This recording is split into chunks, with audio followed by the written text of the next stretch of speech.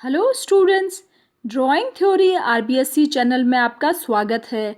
आज मैं आपको कक्षा 11 के विषय चित्रकला अध्याय 3 मौर्यकालीन कला के भाग 2 को पढ़ाऊंगी।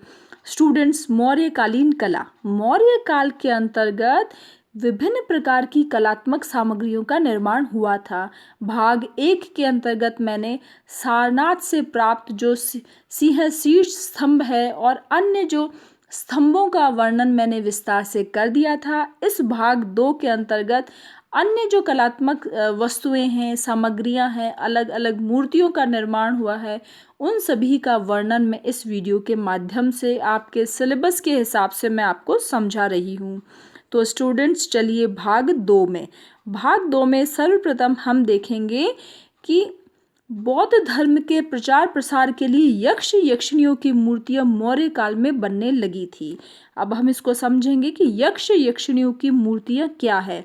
स्टूडेंट्स, जैसा कि हम साधारण भाषा में समझ सकते हैं कि जिस तरीके से हिंदू धर्म के अंतर्गत देवी देवताओं की मूर्तियां होती है, उसी तरीके से बौद्ध धर्म के अंतर्गत यक्ष यक्षिणियों की मूर्तियां कहलाती है। तो अब इसका वर्णन समझेंगे कि यक्ष यक्षिणियों की मूर्तियां क्या थी, किस समय बनने लगी थी। तो देखेंगे ईसा पूर्व 3री शताब्दी में यक्ष यक्षिणियों की विशाल मूर्तियां बनाई गई। इससे हमें तत्कालीन यक्ष पूजा की लोकप्रियता का पता चलता है। ईसा पूर्व 3री शताब्दी में मौर्य काल में यक्ष यक्षिणियों की विशाल मूर्तियां बनाई गई।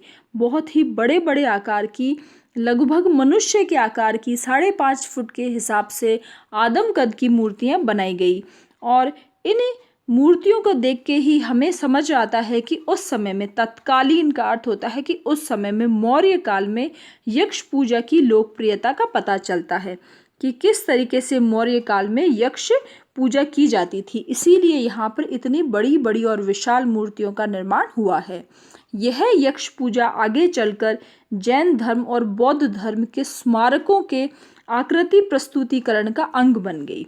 स्टूडेंट्स, मैं आपको एक बहुत ही इंटरेस्टिंग बात समझाती हूँ कि शुरुआत में जैन धर्म और बौद्ध धर्म में किसी मनुष्य की आकृति को देवता या ईश्वर समझ के पूजा अर्चना नहीं की जाती थी, बल्कि उनके स्थान पर कुछ इस तरह की प्रतीक चिन्हों को, कुछ आकृतियों को ही रखा जाता था। जैसे उनके भगवान बुद्ध के चरण पादुकाएं हैं, उन्होंने जिस पेड़ के नीचे बैठ के और ज्ञान की प्राप्ति की थी, वो बोधि वृक्ष जिस सिंहासन पे बैठ के उन्होंने राज किया था, तो उस सिंहासन, इस तरीके से सिंहासन या कमल पुष्प या फिर कह सकते हैं कि बोधि वृक्ष, चरण पादुकाएं, उन्हीं प्रतीकों को ही यहाँ पे बौद्ध धर्म में सबसे पहले पूजा जाता था। परंतु धीरे धीरे यक्ष मूर्तियां बनने लगी। यक्ष मूर्तियों के बाद में धीरे धीरे बौद्ध धर्म के अंतर्गत भगवान बुद्ध की भी मूर्तियां बनने लगी। तो इस तरीके से हम समझेंगे कि यक्ष पूजा आगे चलकर जैन धर्म और बौद्ध धर्म के स्मारकों में आकृति प्रस्तुतिकरण का अंग बन गई। आकृति प्रस्तुतिकरण का तात्पर्य है कि जिस तरीके से मनुष्य की आकृति को बहुत ही सुंदरतम रूप में, ईश्वर के रूप में पूजा जाता है, आकृति को ही प्रस्तुत करके हम उसे एक आदर्श व्यक्ति का निर्मित कर हम उसे ईश्वर के रूप में हम आराधना करते हैं। उसी तरीके से यहाँ पे शुरुआत में यक्ष यक्षिणियों की मूर्तियाँ बनती थी और धीरे धीरे यही यक्ष यक्षिणियों की मूर्तियाँ बनते बनते भगवान बुद्ध की भी और जैन धर्म में भी अलग अलग महावीर की भी मूर्तियाँ बनने लगी। तो इस तरीके से किस तरीके से ये जो जैन धर्म और बौद्ध धर्म में यक्ष यक्षिणियों की मूर्तियों की महत्ता थी। अब ये यक्ष यक्षिणियों की मूर्तियाँ कहाँ से प्राप्त हुई है? इसके महत्वपूर्ण स्थान है पटना, विदिशा, मथुरा, दीदारगंज, परखम। ये महत्वपूर्ण 5 स्थान है जहाँ से हमें यक्ष यक्षिणियों की मूर्तियाँ प्राप्त हुई थी। अब हम देखेंगे यक्ष यक्षिणियों की विशेषताएं कि यह कैसे बनी थी, किस माध्यम में बनाई गई, इनको बनाने का तरीका क्या था। तो यह यक्ष और यक्षिणियों की मूर्तियां विशाल बनाई गई। इन्हें विशेष पॉलिश के द्वारा बनाया गया है। विशाल मतलब इतनी विशाल बनाई गई कि एक जैसे मनुष्य का आकार है, आदम कद है, लगभग उसी आकार की ये मूर्तियां बनाई गई। ये मूर्तियां लगभग ज़्यादातर सभी पत्थर की बनाई गई। पत्थर की बनाने के बाद उन पे पॉलिश की जाती थी और उन्हें चिकना बनाया जाता था। ज़्यादातर सभी प्रतिमाएं पत्थर की ही बनी हैं। इनके चेहरे पर प्रकृति विज्ञान की निपुणता एवं स्पष्टता दिखाई देती है। अंग प्रत्यंगों को यथार्थवादी शैली में उकेरा गया है। अब स्टूडेंट्स, हम समझेंगे कि उस टाइम पे जो यक्ष यक्षिणियों की जो मूर्तियां बनती थी, उसमें जो प्रकृति का विज्ञान है, जो एनाटॉमी है, शरीर रचना के जो नियम हैं, उन सभी नियमों को बहुत ही यथार्थवादी तरीके से, बिल्कुल वास्तविक रूप में, बहुत ही स्पष्टता के साथ यहाँ पे दर्शाया गया था। अंग प्रत्यंगों को यथार्थवादी शैली में उकेरा गया था। यथार्थवादी शैली का अर्थ होता है हूबहू। किसी भी चीज़ को हूबहू बनाना, बिल्कुल वास्तविक रूप में बनाना ही यथार्थवादी शैली कहा जाता है। तो इस टाइम पे मौर्य काल में जो यक्ष यक्षिणियों की जो मूर्तियां हमें मिली हैं, वो बिल्कुल यथार्थवादी शैली में हूबहू बनाई गई हैं। सभी प्रतिमाएं खड़ी मुद्रा में बनाई गई हैं। इन सभी यक्ष यक्षिणियों की प्रतिमाओं को देखने से पता चलता है कि इनका निर्माता मानव रूपाकृति के अंकन में कितना अधिक निपुण और संवेदनशील रहा था। इतनी सुंदर, इतनी वास्तविक ये मूर्तियां बनाई गई है। शरीर रचना का, एनाटॉमी का पूरा विस्तार से इसमें इन नियमों को अपनाया गया है। जैसे समझ आता है कि इनका जो निर्माता है, जो मूर्तिकार है, उसने बहुत ही गहन अध्ययन किया और उसके बाद ही ये यक्ष और यक्षिणियों की इतनी सुंदर मूर्तियां ये बना सका। अब हम आगे एक मूर्ति को समझेंगे, परखम ग्राम की यक्ष मूर्ति। ये बहुत ही महत्वपूर्ण मूर्ति है मौर्य काल की। परखम ग्राम एक स्थान का नाम है। परखम एक गांव है, यहाँ से ये यक्ष की मूर्ति प्राप्त हुई है। इस यक्ष की मूर्ति को सर्वप्रथम हम देखेंगे, उसके बाद इसका विस्तार से हम इसे समझेंगे।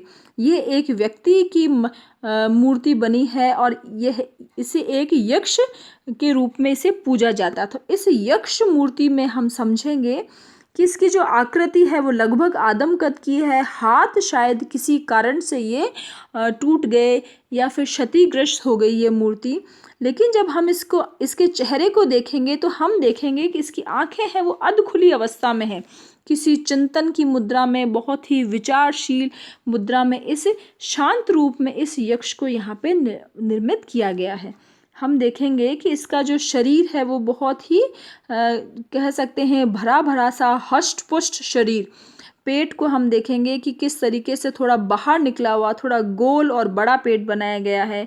वस्त्रों में हम देखेंगे कि नीचे की तरफ अधोवस्त्र पहने हुए हैं। कमर से नीचे का जो हिस्सा है उसी में एक धोती रूपी वस्त्र पहना है, इसे अधोवस्त्र कहेंगे। और गले में एक माला, चौड़ी माला यहाँ पे हमें दिखाई दे रही है, पट्टे नुमा चौड़ी माला। तो इस तरीके से हमें समझ में आएगा कि मौर्य काल में जो यक्ष मूर्तियाँ बनती थी उसमें वस्त्रों में तो अधोवस्त्र पहनाया जाता था और जो वक्ष स्थल है, जो ऊपर का स्थल है, उसे ज़्यादातर आभूषणों से ही सजाया जाता था और ऊपर के हिस्से पर वस्त्र नहीं पहनाए जाते थे और नीचे के हिस्से में अधोवस्त्र पहनाए जाते थे। अब इस मूर्ति को हम विस्तार से समझेंगे। यह विशाल प्रस्तर को तराश कर उकेरी गई है। प्रस्तर का अर्थ होता है पत्थर। बहुत बड़े पत्थर को तराश कर, काट कर इस मूर्ति को उकेरा गया है। इसमें एक हष्ट पुष्ट शरीर वाले यक्ष की खड़ी अवस्था में बनाया गया है। एक हष्ट पुष्ट एक व्यक्ति है, यक्ष है, उसको खड़ी अवस्था में बनाया गया है। एक चौकी पर खड़े इस यक्ष मूर्ति ने अधो वस्त्र धारण किए हुए हैं तथा वक्ष स्थल पर चौड़ा माला रूपी आभूषणों से सजाया गया है।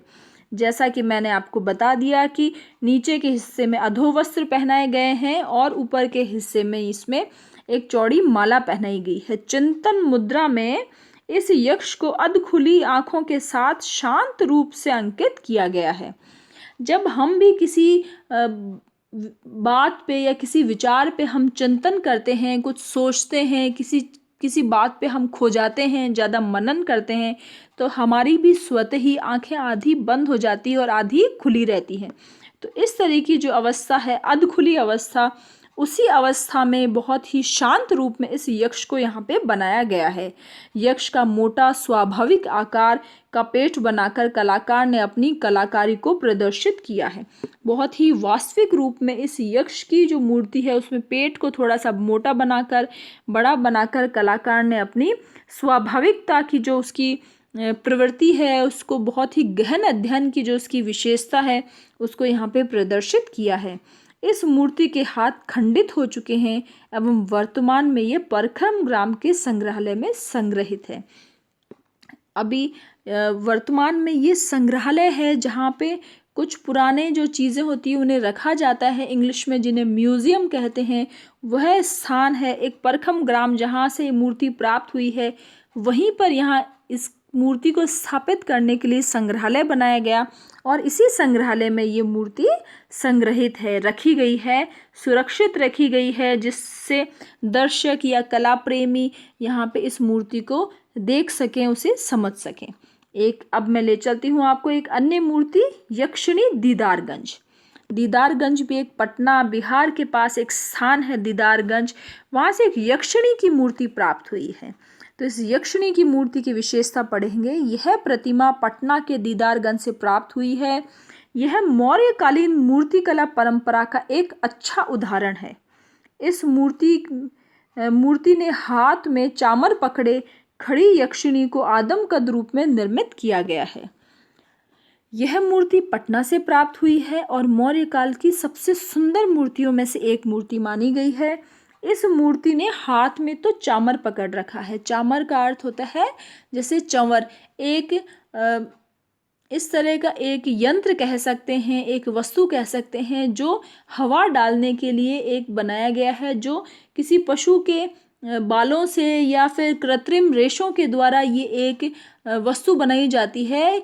पंखे नुमा होता है जिसको हिलाने से हवा डाली जाती है। तो इस तरह का चामर यहाँ पे पकड़े हुए एक स्त्री को, एक यक्षिणी को यहाँ पे आदमकद रूप में निर्मित किया गया है। अब हम इस मूर्ति को भी देख लेंगे। यह मूर्ति बलुआ पत्थर की बनी है एवं बाद में पॉलिश कर इसे चिकना बनाया गया है। इसका अंग विन्यास संतुलित एवं समानुपातिक है। यक्षिणी के दाहिने हाथ में चामर पकड़े हुए दर्शाया गया है और एक दूसरा हाथ टूट गया है। अब हम देखेंगे कि ये जो यक्षिणी की दीदारगंज से प्राप्त जो मूर्ति है वो बलुआ पत्थर की बनी है। बलुआ पत्थर थोड़ा खुरदरा होता है, तो बलुआ पत्थर की बनाकर उसके ऊपर पॉलिश की गई और उसे चिकना बना दिया गया। यह जो मूर्ति है इसकी जो अंग विन्यास है, जो इनके अंगों का जो अनुपात है वो बहुत ही संतुलित है, बहुत ही अनुपातिक है। जिस तरीके से जो किसी स्त्री के निर्माण में एनाटॉमी जो है, शरीर रचना का जो विज्ञान है, उस विज्ञान के सारे नियमों का पालन मूर्तिकार के द्वारा किया गया है। तो ये जो यक्षिणी है उसने दाहिने हाथ में तो चामर पकड़ रखा है और दूसरा हाथ टूट गया है।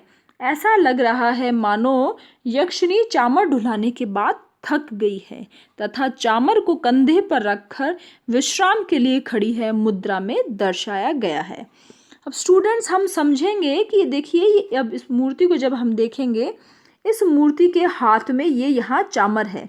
चामर को हम इस तरीके से भी सरल भाषा में समझ सकते हैं, जब हम श्री गणेश जी की जब मूर्ति को देखते हैं तो उस मूर्ति के दोनों तरफ एक रिद्धि और एक सिद्धि, उनकी दोनों पत्नियों का अंकन होता है और उनके हाथ में एक इस तरीके से जो चामर लिए होता है जिसमें किसी पशु या कोई रेशों को इसमें लगाया जाता है और वो उसे हिलाकर और वो जैसे उनको श्री गणेश जी को हवा करते हुए दर्शाए गए हैं। उसी तरह का एक वस्तु है चामर। उस चामर को यहाँ पे यक्षिणी ने हाथ में ले रखा है और बहुत देर से उसने चामर को ढुला रही थी, चामर को हिला रही थी और हवा डालने के बाद वो थक गई है और थकने के बाद उसने चामर को कंधे पर रखा है और विश्राम के लिए खड़ी है, ऐसा मुद्रा में दर्शाया गया है। आप इसको देखिए, कंधे पर रखा हुआ है, विश्राम की मुद्रा में ये स्त्री, ये यक्षिणी यहाँ पे बनाई गई है। इस मूर्ति को मूर्तिकार ने बहुत ही संवेदनशीलता के साथ उकेरा है। गोल गठीली मांसल काया को यथार्थवादी शैली में निरूपित किया है। इस स्त्री की आकृति देखेंगे कि इसका जो चेहरा है वो भी गोल है, मांसल है, बिल्कुल ही हड्डियां नहीं दिख रही है, भरा भरा सा चेहरा है, शरीर भी पूरा भरा भरा है, मांसल रूप में इसको यहाँ पे निर्मित किया गया है। गोल गठीली मांसल काया को यथार्थवादी शैली में निरूपित किया गया है। चेहरा व कपोलों को भी भरा भरा मांसल दिखाया गया है। कपोलों का अर्थ होता है गाल, तो गालों को, कपोलों को भी भरा भरा दिखाया गया है। वक्ष स्थल उभरा है, गले में मोतियों की माला है, पतली कमर है परंतु थोड़ा निकला हुआ पेट है और पेट पर पड़ने वाली रेखाओं के द्वारा स्त्री को अधेड़ उम्र वाली दर्शाया गया है। अब स्टूडेंट्स, हम पुनः इस मूर्ति की चित्र के ऊपर आते हैं। हम देखेंगे कि ये जो यक्षिणी है, इसका जो पेट बनाया गया है, इस पेट को थोड़ा बाहर निकला हुआ और उसमें ये 2 लाइनें यहाँ पे दिखाई गई हैं। तो पेट पर लाइनें पड़ने का तात्पर्य होता है कि ये किसी किशोरी या किसी कम उम्र की लड़की की मूर्ति नहीं है, बल्कि अधेड़ उम्र की, किसी थोड़ी सी बड़ी उम्र की महिला की ये आकृति बनाई गई है।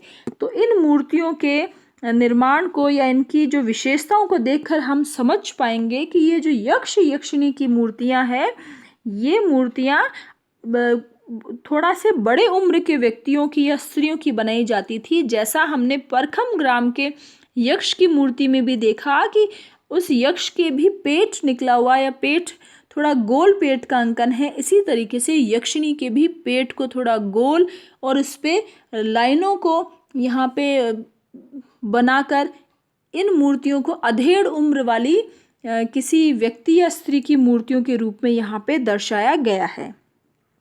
वस्त्रों में अधोवस्त्र है, वक्षस्थल निवस्त्र है। अधोवस्त्रों को सावधानी से पारदर्शी रेखाओं के द्वारा अंकित कर मजबूत पैरों का भी अंकन किया गया है। अब ये जो मूर्ति का जो चित्र है वो आगे और पीछे से दोनों तरफ से ही यहाँ पे आपके लिए प्रदर्शित किया गया है, जिससे आप मौर्यकालीन मूर्तिकला की जो महत्वपूर्ण विशेषता हैं उन्हें आप अच्छे से समझ सकें। ये स्त्री का जो आगे का हिस्सा है, उसी मूर्ति का ये पीछे का हिस्सा है। आपकी पाठ्य पुस्तक है, जो किताब है, उसमें भी इस तरीके से ये चित्र दिया गया है। तो आप इसको समझेंगे कि जिस तरीके से ये आगे का हिस्सा है, तो पीछे के हिस्से में यहाँ पर वस्त्र नहीं पहनने की वजह से पीठ बिल्कुल खुली है और ये जो यहाँ पे जो ये करधनी बनाई गई है, ये जो कमर पे पहनने वाला जो आभूषण है, ये यहाँ पे भी पीछे से भी दर्शाया गया है। आगे की तरफ से पैरों का जो अधोवस्त्र पहनाया गया है, उसको पीछे से इस तरीके से लहरदार रेखाओं के द्वारा फहरान को यहाँ पे प्रदर्शित किया गया है। हम यहाँ पे चमर के आगे के हिस्से को देखेंगे, जो इस पे कंधे पे रखा है, उसी हिस्से का पीछे के जो रेशे हैं वो इस तरीके से लहराते हुए यहाँ पे दिखाए गए हैं। सिर के ऊपर यहाँ पे टीका बंधा है, कानों में झुमके दिखाए गए हैं, गले में माला है। इसी हिस्से को पीछे की तरफ हम देखेंगे कि टीके को यहाँ पे बालों के साथ बांधा हुआ और बालों को एक गांठ के रूप में यहाँ पे बनाया गया, यहाँ पे प्रदर्शित किया गया है। इस तरीके से हमने इस मूर्ति की विशेषताओं को समझा। अब इसके वर्णन को मैं पढ़ देती हूँ आपके लिए। वस्त्रों में अधोवस्त्र, वक्षस्थल निवस्त्र। अधोवस्त्रों को सावधानी से पारदर्शी रेखाओं के द्वारा अंकित कर मजबूत पैरों का भी अंकन स्वाभाविकता से किया गया है। सिर पर केश राशि में गांठ बंधी है, पीठ खुली है, अधोवस्त्रों से दोनों पैरों को ढकता हुआ अंकित किया गया है। जैसा कि हमने देखा, पीठ खुली है और पीछे बाल जो हैं, केश राशि है, उसमें गांठ बंधी है। आभूषणों पे सिर पर टीका है, कानों में झुमके हैं, गले में हार, हाथों में चूड़ियाँ, कमर में 3 लड़ियों वाली करधनी है तथा पैरों में चौड़े घुंघरू वाले कड़े रूपी पायलों का अंकन भी विशेष दर्शनीय है। इन्हीं सभी विशेषताओं के साथ यक्षिणी की प्रतिमा मौर्यकालीन मूर्तिकला की सुंदरतम मूर्तियों में से एक है। इन सारी विशेषताओं को हमने समझा। सभी विशेषताओं को देखते हुए लगता है कि ये मौर्यकालीन मूर्तिकला की सबसे सुंदरतम मूर्तियों में से एक है।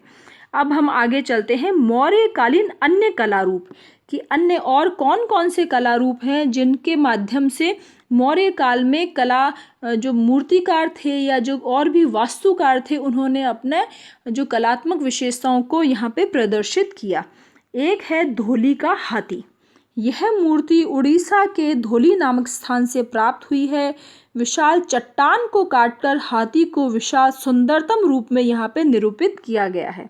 एक विशाल चट्टान को देखेंगे, चट्टान के आगे एक ये हाथी का अंकन किया गया है। इस तरीके से यहाँ सम्राट अशोक ने बौद्ध धर्म के प्रचार प्रसार के लिए एक शिलालेख भी उत्कीर्ण करवाया था। तो ये जो धौली का हाथी है, एक विशाल चट्टान को काटकर यहाँ पे हाथी का अंकन करवाया था। जैसा कि हम जानते हैं कि जो सम्राट अशोक थे वो मौर्य काल में एक महत्वपूर्ण शासक थे और उन्होंने बौद्ध धर्म के प्रचार प्रसार के लिए तरह तरह के शिलालेखों का निर्माण करवाया था, शिलालेखों को अंकित करवाया था और वो पशुओं से बहुत प्रेम करते थे। इसीलिए उन्होंने यहाँ पर इस ये जो चट्टान है, चट्टान में एक हाथी का अंकन करवा के यहाँ पे बौद्ध धर्म के जो विचार थे, उन्हीं विचारों को यहाँ पे शिलालेख पर अंकित करवाया था। अब आगे चलते हैं। लोमश ऋषि की गुफा बाराबार। यह गुफा भी मौर्य काल की महत्वपूर्ण कलाकृति है। यह बिहार में बाराबार की पहाड़ियों को काटकर शैलकृत गुफा के रूप में निर्मित की गई है। शैलकृत गुफा का अर्थ होता है कि पत्थर की गुफा, तो इसे लोमश ऋषि की गुफा भी कहते हैं। अब हम इस गुफा को समझेंगे कि ये एक चट्टान थी, ये एक पहाड़ी थी, पहाड़ी को काटकर इस गुफा का निर्माण किया गया है। इसमें हम देखेंगे कि यहाँ पे ये एक इस तरीके से अर्धगोलाकार ये एक आकृति बनाई गई है। यहाँ पे जब हम ध्यान से देखेंगे तो हमें कुछ गतिमान हाथियों का चलते हुए का यहाँ पे अंकन किया गया है। तो मुख्य रूप से मौर्य काल में हाथी का अंकन, शेर का अंकन या फिर बैल, इस तरीके से पशुओं का अंकन बहुत ही ज़्यादा किया गया था और पशुओं को महत्वपूर्ण रूप से स्थान देकर यहाँ पे मूर्तियाँ बनाई गई थी। तो इसे लोमश ऋषि की गुफा भी कहते हैं और इसे बाराबार गुफा भी कहते हैं। यह गुफा एक चैत्य गुफा है। चैत्य गुफा का अर्थ होता है जहाँ पर बौद्ध भिक्षु पूजा अर्चना करते हैं, जिसमें बौद्ध भिक्षु पूजा अर्चना करते थे। इस चैत्य के मेहराब प्रवेश द्वार को अर्धवृत्ताकार रूप में निर्मित किया गया है। अब हम इसको दोबारा देखते हैं। ये अर्धवृत्ताकार रूप है। देखेंगे हम इस तरीके से गोलाई में आधे गोले के रूप में इस मूर्ति का ये जो गुफा है, इसका जो प्रवेश द्वार है, जो अंदर जाने का जो रास्ता है, उसे अर्धवृत्ताकार बनाया गया है। उसके ऊपर यहाँ पे एक नक्काशी से हाथियों को गतिमान रूप में चलते हुए यहाँ पे अंकित किया गया है। इस मेहराब पर गतिमान रूप में हाथी की प्रतिमाएं उकेरी गई हैं तथा मेहराब के अंदर भीतरी कक्ष आयताकार है। जब इस मेहराब के अंदर, गुफा के अंदर जाते हैं तो गुफा में एक कमरा बना है जो कि आयताकार है और उसके पीछे एक गोलाकार कक्ष है। सबसे पहले जो कक्ष है वो आयताकार है, चौकोर है। उसके बाद ये उसके और अंदर जाने पे हम देखेंगे कि वहाँ पे एक कक्ष और बना है जो गोलाकार है। इस तरीके से यहाँ पे बौद्ध भिक्षु बैठ के पूजा और अर्चना करते थे। ये एक चैत्य गुफा है। इस गुफा को सम्राट अशोक ने बौद्ध धर्म के प्रचार प्रसार के लिए निर्मित करवाया था। अब हम देखेंगे मौर्यकालीन स्तूप व विहार। तो बौद्ध धर्म के प्रचार प्रसार के लिए अनेक स्तूप व विहारों का निर्माण करवाया। भगवान बुद्ध की अवशेष या बुद्ध की स्मृति चिन्हों के ऊपर स्तूप बनाए जाते थे। स्तूप और विहार, तो भगवान बुद्ध के प्रचार प्रसार के लिए सम्राट अशोक ने बहुत तरह तरह के स्तूप बनवाए, विहार बनवाए। तो स्तूप क्या है? स्तूप है, सबसे पहले हम देखेंगे कि भगवान बुद्ध के अवशेष या उनकी स्मृति में, उनकी याद में स्तूप बनाए जाते थे। इसके उदाहरण हमें बिहार में राजगृह, वैशाली, वेदद्वीप एवं पावा, ये सारे बिहार के स्थान हैं। नेपाल में कपिलवस्तु और अलकप्पा एवं रामग्राम और उत्तर प्रदेश में कुशीनगर, पिपलीवाल आदि स्थानों पर बने हैं। इस तरह से बिहार में, उत्तर प्रदेश में और नेपाल में बहुत सारे भगवान बुद्ध के यहाँ पे स्तूप बनाए गए हैं। अब ये स्तूप जो बनाते थे वो कैसे बनते थे? तो राजस्थान में बैराठ स्थल पर भी मौर्यकालीन स्तूप बने हैं। अभी तक हमने ऊपर बात की थी उत्तर प्रदेश, बिहार और नेपाल की, साथ में राजस्थान में बैराठ में भी मौर्यकालीन स्तूप के अवशेष हमें प्राप्त हुए हैं। ये जो स्तूप बनाने का उद्देश्य जो था वो ये था कि इन सभी स्तूपों में तत्कालीन बौद्ध धर्म की लोकप्रियता का पता चलता है। स्तूप बनाने का तरीका ये होता था कि गोल आकार का, जिसे डोम शेप कह सकते हैं, उल्टे प्याले की आकृति कह सकते हैं, उस तरह की एक वास्तु या कह सकते हैं एक भवन का निर्माण किया जाता था। उसके ऊपर एक चौकोर हर्मिका बनाई जाती थी। हर्मिका के अंदर कलश के अंदर भगवान बुद्ध के अवशेषों को रखा जाता था। तो इस तरीके से स्तूपों का निर्माण भगवान बुद्ध के प्रचार प्रसार के लिए किया गया। और ये जो स्तूप बनाने में किन किन लोगों का योगदान था, तो ये सभी स्तूप दान दाताओं के द्वारा, व्यापारियों, श्रेष्ठ जनों, गृहपति, राजा महाराजाओं के द्वारा बनाए जाते थे। बहुत सारे लोग मिलकर इन स्तूपों का निर्माण करते थे। इन स्तूपों पर शिलालेख भी खुदे थे, जिन पर बनवाने वाले दानदाता का नाम, उनका पेशा, शिल्पकारों के नाम जैसे उत्कीर्णन, स्वर्णकार, पत्थर घिसने वाला, चमकाने वाला, बढ़ई आदि के नामों का भी उल्लेख है। ये जो स्तूप बनते थे ये किसी एक व्यक्ति के द्वारा बनाए गए नहीं, बल्कि सामूहिक कार्य होता था। सब लोग मिलके बनवाते थे और उन स्तूपों के ऊपर उनके नाम भी खुदे होते थे कि वहाँ स्वर्णकार कौन है, पत्थर किसने घिसा है, बढ़ई कौन है, शिल्पकार कौन है, दानदाता कौन है। इस तरीके से सभी लोगों का नाम उसमें लिखवाया जाता था। इसीलिए कहा जा सकता है कि बौद्ध धर्म स्तूप आमतौर पर सामूहिक सहयोग के द्वारा संपूर्ण किए जाते थे। मूल रूप से मौर्यकालीन स्तूपों में अर्ध वृत्ताकार डोम शेप्ड उल्टे प्याले नुमा आकृति बनाई जाती थी। जैसा मैंने आपको समझा दिया कि ये स्तूपों का बनाने का तरीका क्या था। ये अर्धवृत्ताकार का अर्थ होता है कि जिस तरीके से एक प्याला है और प्याला या बड़ा कटोरा उसको उल्टा रख देते हैं, जिसे डोम शेप भी कहा जाता है, उस तरह की एक आकृति बनाकर उसके ऊपर एक चौकोर हर्मिका बनाई जाती थी और हर्मिका में बुद्ध के अवशेषों को कलश में रखा जाता था। आगे आने वाले समय में इनमें बहुत कुछ और भी जोड़ा गया, जैसे परिक्रमा पथ, तोरण द्वार इत्यादि। जैसे हम देखेंगे जो सांची का स्तूप है, हम उसकी आकृति देखेंगे तो डोम शेप की एक आकृति है जिसके ऊपर हर्मिका है। आगे चलने वाले समय में उसमें तोरण द्वार भी जोड़े गए, परिक्रमा पथ भी जोड़े गए और भी सुंदर सुंदर नक्काशियाँ की गई। अब हम देखेंगे विहार। विहार क्या है? यह वह गुफाएं हैं जिसमें बौद्ध भिक्षु निवास करते थे। हमने पहले समझा चैत्य क्या है, तो चैत्य वह गुफा होती है जिसमें बौद्ध भिक्षु पूजा अर्चना करते थे, और विहार वह स्थान है, वह गुफाएं हैं जिसमें बौद्ध भिक्षु निवास करते थे, रहते थे। इन विहारों में भी मौर्यकालीन बौद्ध धर्म के प्रचार प्रसार के लिए शिलाखंड उत्कीर्ण किए गए हैं। विहारों में भी भगवान बुद्ध के धर्मों का जो प्रचार प्रसार था उसके लिए शिलाखंड लिखे गए हैं, उत्कीर्ण किए गए हैं। अब हम देखेंगे जातक कथाएं। जातक कथाएं क्या है? भगवान बुद्ध के जन्म जन्मांतर की कथाओं को जातक कथाएं कहा जाता है। मैंने आपको पहले भी समझाया कि भगवान बुद्ध के पहला बौद्ध धर्म में ये प्रचलन था कि सबसे पहले बौद्ध धर्म को एक मनुष्य के रूप में, मानव के रूप में उनकी पूजा नहीं होती थी, बल्कि उनके प्रतीकों के रूप में और उनके जन्म जन्मांतर की जो घटनाएं थी उन्हीं का अंकन यहाँ पे किया जाता था। तो उनकी जो जन्म जन्मांतर की जो घटनाएं थी उन्हें ही जातक कथाएं कहा जाता है। ईसा पूर्व 3री शताब्दी से 2री शताब्दी तक बुद्ध की प्रतिमाओं का अंकन नहीं था।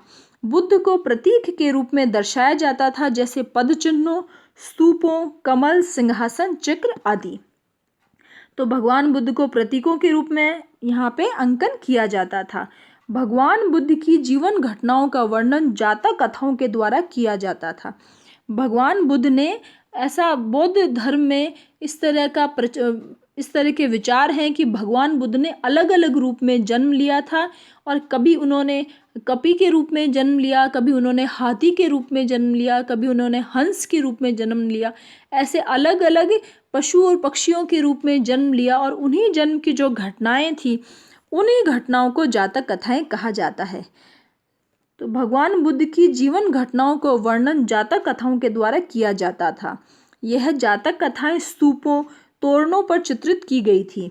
भगवान बुद्ध के जीवन से संबंधित अनेक महत्वपूर्ण घटनाएं, जैसे बुद्ध का जन्म, गृह त्याग, ज्ञान प्राप्ति, धर्मचक्र प्रवर्तन, महानिर्माण, जन्म चक्र से मुक्ति, इस तरह की जो महत्वपूर्ण घटनाएं थी जो जातक कथाओं के रूप में यहाँ पे चित्रित की गई या अंकित की गई, वह घटनाएं हैं बुद्ध का जन्म, गृह त्याग, ज्ञान प्राप्ति, धर्म चक्र परिवर्तन, महानिर्माण आदि।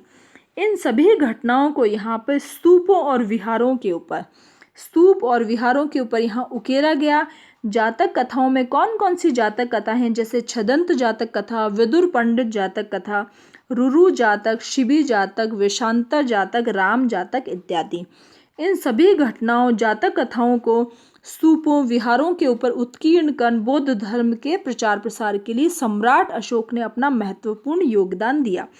इस तरीके से भगवान बुद्ध की अलग अलग जो जन्म की घटनाएं थी, उन जन्म की घटनाओं को स्तूपों के ऊपर, विहारों के ऊपर, चैत्यों के ऊपर इन घटनाओं को अंकित किया गया, जिससे भगवान बुद्ध या बौद्ध धर्म का प्रचार प्रसार हो सके। स्टूडेंट्स, इस तरीके से ये आपका अध्याय पूर्ण होता है, अध्याय 3 मौर्यकालीन कला। आपको मेरा वीडियो अच्छा लगा तो आप इसे लाइक करें, शेयर करें, सब्सक्राइब करें। मेरा जो यूट्यूब चैनल है ड्राइंग थ्योरी आरबीएससी, उसे आप सब्सक्राइब करें। और यदि आपको किसी तरह के नोट्स चाहिए या क्वेश्चन बैंक चाहिए तो आप मेरा जो studyDrawingTheory@gmail.com है, आप उस पर मेरी जो वेबसाइट है उस पर आप जा सकते हैं। किसी तरह की कोई क्वेरी है, कोई क्वेश्चन है तो मुझे आप कमेंट बॉक्स में लिखें। आपको वीडियो कैसा लगा मुझे ज़रूर बताएं। Thank you very much.